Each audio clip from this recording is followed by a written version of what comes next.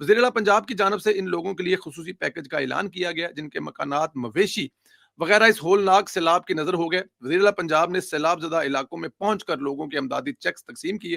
अल्लामा अज़ीज़ दूर-दराज सैलाब इलाकों में सर्वे का भी आगाज़ हो चुका है, जिसमें लोगों के नुकसान का तख़मीना लगाकर नुकसान का अज़ाला किया जाएगा। अंदाज़ा करें कि ये पानी उतर गया है और उसके बाद जो सर्वे की टीमें वो पहुंच गई हैं, वो घर-घर जा रही हैं और घर-घर जाके लोगों से पूछ रही हैं कि आपका क्या-क्या नुकसान हुआ है, और वो नुकसान पंजाब हुकूमत अपनी जेब से पूरा करेगी।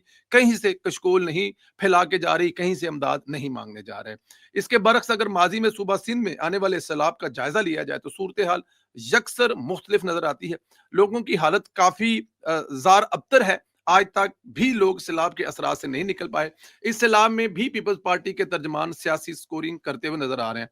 शायद आज से 4-5 साल पहले एक सैलाब आया था, जिसने सिंध के काफी ज्यादा इलाकों को जो है वो डैमेज किया था। तब से हम सुन रहे हैं कि 20 लाख, 15 लाख, 10 लाख मकान देकर लोगों को बनाकर दिए जाएंगे। बिलावल भुट्टो जरदारी साहब नारे लगाया करते थे, हमने वो मकान आज तक नहीं देखे।